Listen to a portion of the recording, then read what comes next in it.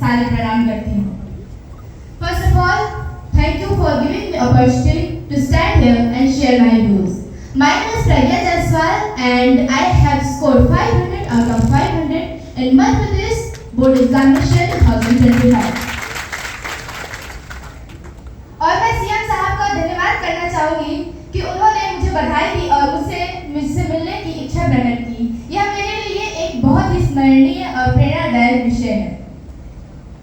मैं इसका क्रेडिट सभी अपने पेरेंट्स, टीचर्स और फ्रेंड्स को देना चाहूँगी क्योंकि उन्होंने मुझे बहुत ही मोटिवेट किया और आगे बढ़ने के लिए मार्गदर्शन किया। हमारे जो पिताजी और माताजी दोनों ही गवर्नमेंट जॉब करते हैं, दोनों उच्च माध्यमिक शिक्षक हैं। इनको हमने हमेशा देखा है कि वो अपने कार्य को बड़ी ही लगन से करते हैं और हमेशा बच्चों को आगे राह दिखाते हैं। और हमारे जो पिताजी हैं और हमारी माताजी, उन्होंने कभी नशा वगैरह को नहीं किया और घर में ऐसा माहौल बनाया कि हम हमेशा पढ़ाई के लिए अग्रसर रहें।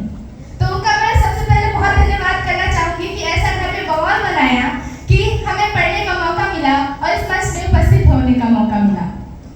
और मैं अपने टीचर्स को बहुत ही थैंक यू करना चाहूँगी क्योंकि उन्होंने हमारे पढ़ाई को लेकर इतना सीरियस थे कि जो भी हमारे डाउट्स होते थे उसको क्लियर करते थे। उन्होंने कभी रटवाने की कोशिश नहीं की कि तुम इसको रटो, बल्कि हर कॉन्सेप्ट को क्लियर करा।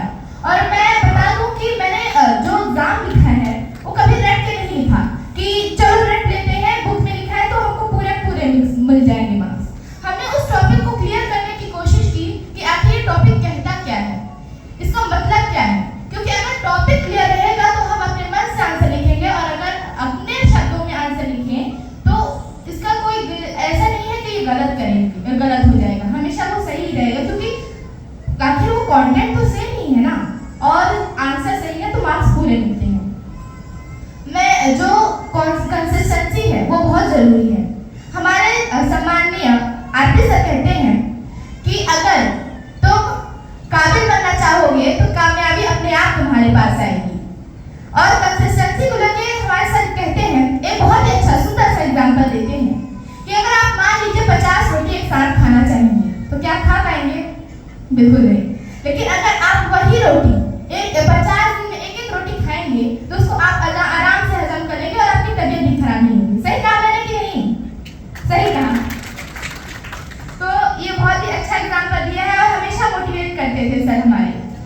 और रही बात हमारी पढ़ाई की, तो हमें कभी घंटों के हिसाब से नहीं पढ़ना चाहिए कि चलो हमको 10 घंटे पढ़ने हैं, 10 घंटे पढ़ने हैं या फिर 12 घंटे पढ़ने हैं। हमको टारगेट लेके चलना चाहिए क्योंकि टारगेट लेने से ये होता है कि हमारा टारगेट कंप्लीट हो। घंटे के हिसाब से करेंगे तो हम घंटे बिताने में लग जाते हैं कि चलो 2 घंटा बिता लें, 3 घंटा। हमको टारगेट के हिसाब से काम करना है। और इसी के साथ मैं अपनी वाणी को विराम देना चाहूँगी। Thank you. जय हिंद, जय भारत।